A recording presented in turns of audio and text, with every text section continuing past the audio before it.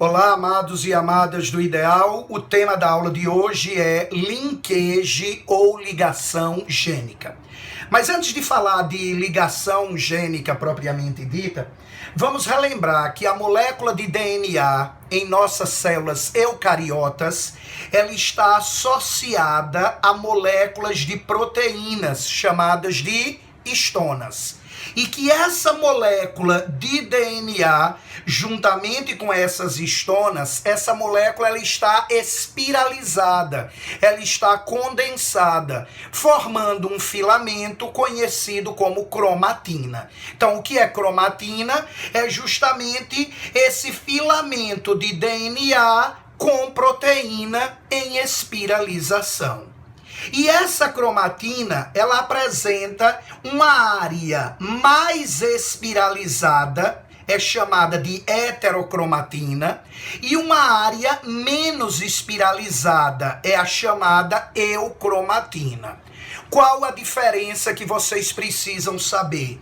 Essa área de heterocromatina mais espiralizada é o que a gente chama de área inativa. É uma área do DNA que não transcreve RNA mensageiro e, consequentemente, não irá traduzir uma proteína. Já essas áreas de eucromatina, essas áreas menos espiralizadas, são áreas ativas. É aí onde vai estar o gene que vai transcrever um RNA mensageiro específico que irá traduzir uma proteína específica, resultando em uma característica genética nossa. Não esqueçam que durante o processo de divisão celular, lembrem lá do primeiro ano, na prófase, ocorria o quê? Um aumento da espiralização dessa cromatina. Então, essa cromatina vai se condensar mais ainda, formando estruturas chamadas de cromossomo. Então, o cromossomo é uma cromatina num grau maior de condensação, de espiralização. E a cromatina é o filamento de DNA espiralizado e que está associado a proteínas chamadas de histonas. Então, observem aqui nesse cromossomo, dois braços cromossômicos unidos por um centrômero. Essa região aqui do centrômero é uma daquelas áreas de heterocromatina, área inativa, mas que aqui no cromossomo vai servir para dar estabilidade a essa estrutura. E aqui nos braços cromossômicos, nós vamos encontrar áreas de eucromatina, aquelas áreas ativas e que irão transcrever RNA mensageiro. Então, lembrem que o gene é justamente um pedaço da molécula de DNA responsável pela transcrição de um RNA mensageiro. E esse RNA mensageiro irá fazer a tradução de uma proteína específica. E onde é que estão esses genes no cromossomo? Em uma área do cromossomo chamada de loco gênico. Então, toda essa introdução que foi feita foi para que a gente pudesse agora comparar os trabalhos de Mendel, no século XIX, com os trabalhos de Morgan, no século XX. Então, quais eram as ideias mendelianas? A ideia mendeliana é que em cada par de cromossomos haveria apenas um par de fatores, que hoje a gente chama de gene. E que esses pares de fatores iriam segregar, iriam se separar de maneira o quê? Independente. Isso ficou conhecido como segunda lei de Mendel ou lei da segregação independente. Então, segundo Mendel, cada par de cromossomos apresentaria apenas um par de fatores, um par de genes. Imagine, se Mendel estivesse correto, se essas ideias mendelianas estivessem certas, a espécie humana tem quantos pares de cromossomos? 23. Se as ideias mendelianas estivessem corretas, nós teríamos apenas 23 pares de cromossomos e, consequentemente, 23 pares de genes, 23 características genéticas. Isso é verdade? Não. Hoje se sabe que a espécie humana tem mais de 25 mil genes e que esses 25 mil genes estão localizados nos nossos 23 pares cromossômicos. Então, é aí que no século XX, Morgan, estudando moscas, ele percebe algo interessante. Ele percebe que as moscas têm 14 mil genes. E uma mosca, ela tem 4 pares de cromossomos. Ora, se ela tem 14 mil genes e 4 pares de cromossomos apenas, é de se imaginar que em cada par cromossômico eu vou encontrar vários pares de genes. E a isso Morgan deu o nome de linkage e que melhor a gente traduz para ligação gênica. Ou seja, os pares de genes estão ligados em um mesmo cromossomo. Então vamos recapitular. Então, segundo Mendel, em cada par de cromossomos existiria apenas o quê? Um par de fatores. Então, se o indivíduo é Azão, Azinho, Bezão, Bezinho, ele vai produzir que gametas? Azão, Bezão, Azão, Bezinho, Azinho, Bezão, Azinho, Bezinho. Segundo Mendel, em que proporção? 25%, a mesma proporção. Então, todos os gametas seriam produzidos numa mesma proporção. Já a ideia de linkage, a ideia de Morgan é diferente. Veja que num mesmo par de cromossomos eu tenho vários pares de genes. Então, esse indivíduo vai produzir os gametas Azão, Bezão, Azão, Bezinho, Azinho, Bezão, Azinho, Bezinho. Os mesmos gametas segundo os princípios mendelianos, com uma diferença que vocês vão ter que observar. Percebam quais são os gametas que têm a mesma composição dos indivíduos iniciais, Azão, Bezão, Azinho, Bezinho. Esses serão chamados de gametas parentais. E aqueles que têm uma composição diferente dos iniciais serão chamados de gametas recombinantes.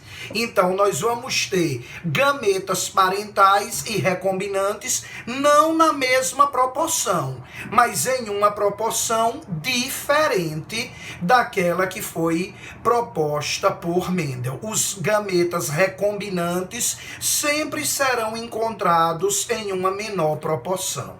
Então, vale a pena analisar o seguinte, se uma questão diz que um indivíduo é duplo heterozigoto e que esses genes estão em linkage. Então, o que é que está dizendo a questão? Que os genes estão ligados em um mesmo cromossomo. Mas eles podem estar nessa configuração aqui, 2 dominantes, 2 recessivos, ou assim, Azão, Bezinho, Azinho, Bezão. Se ele estiver nessa posição, você diz que eles estão na posição cis. Mas se tiver um dominante e um recessivo, um dominante, você diz que eles estão na posição trans.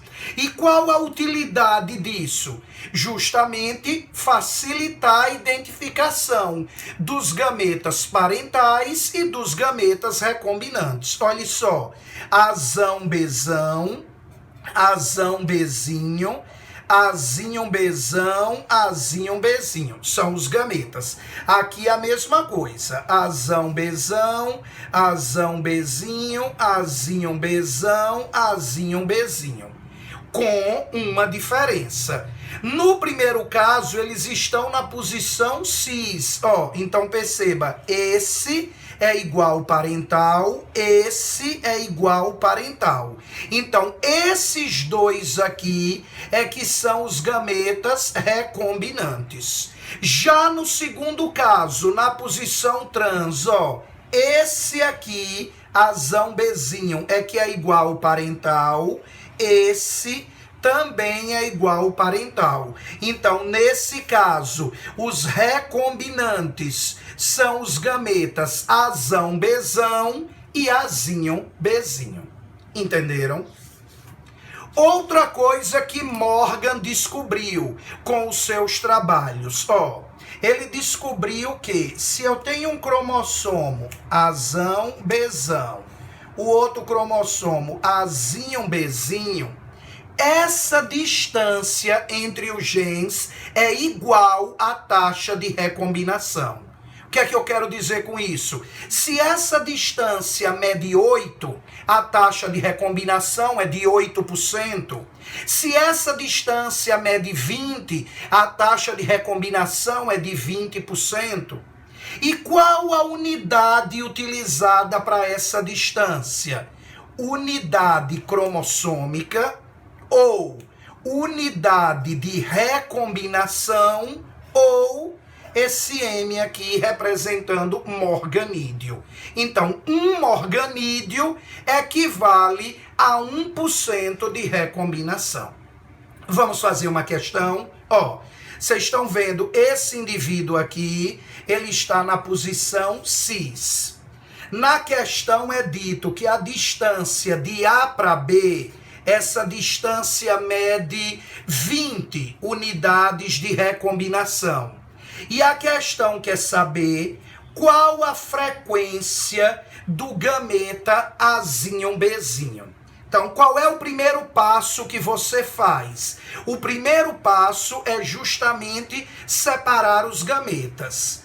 Azão Bzão, azão Bzinho, azinho Bzão, azinho Bzinho. Segundo passo, identificar os recombinantes. Veja só, posição cis, esse aqui é igual ao parental, esse aqui é igual ao parental. Então, os recombinantes são azinho, Bzão, azão, Bzinho. Esses são os gametas recombinantes. E quanto é a taxa de recombinação? 20%, já que a questão disse que a distância era de 20 unidades de recombinação. E Morgan nos ensinou que a distância é igual à taxa de recombinação. Portanto, nós teremos 10% de gameta azão Bzinho e 10% de gameta azinho Bzão, já que a taxa de recombinantes é de 20%. Para 100, faltam 80. 40% desse, 40% desse. Então, resposta da questão, 40%. Vamos para outro modelo de questão. Ele pode dar na questão a frequência de recombinação entre vários genes e quer que você diga qual a sequência desses genes no cromossomo. Então, o raciocínio é o mesmo. A taxa de recombinação é igual à distância. O que é que você tem que fazer? Procurar a maior taxa de recombinação. Nesse caso aqui, 45%. Então, eu já sei que o gen A está aqui, o gen B está aqui, e que a distância entre os dois é de 45 unidades de recombinação. Veja que a distância de A para D é de 40. Então, D vai estar justamente aqui, Essa distância vai medir 40 unidades de recombinação. E de D para B, essa distância tem que medir quanto? 5 unidades de recombinação. Bate com a informação dada na questão. Se a distância de A para C é 20, então C está justamente aqui e a resposta da questão seria AC DB. Essa é a sequência dos genes nesse cromossomo. Outro modelo de questão é como vocês podem encontrar aí no SEI, na frente A, capítulo 5, página 441, questão 3. Veja que ele dá um cruzamento entre tomateiros e oferece aí proporções genotípicas dos descendentes. O que foi que eu já ensinei para vocês? Que as menores proporções equivalem aos recombinantes. Então, quanto é a taxa de recombinação nessa questão? 14%. Logo, a distância entre os genes é de 14 unidades de recombinação. Então, vocês estão observando que as questões de linkage não são difíceis. Agora, é abrir o nosso módulo aí no capítulo 5 e finalizar todas as questões de linkage e de biotecnologia, para que no próximo plantão vocês possam tirar as dúvidas de vocês. Tudo bem? Vamos ficar em casa, muita saúde e paz para todos, aquele velho cheiro do tio Iró e até o nosso próximo encontro. Tchau, tchau.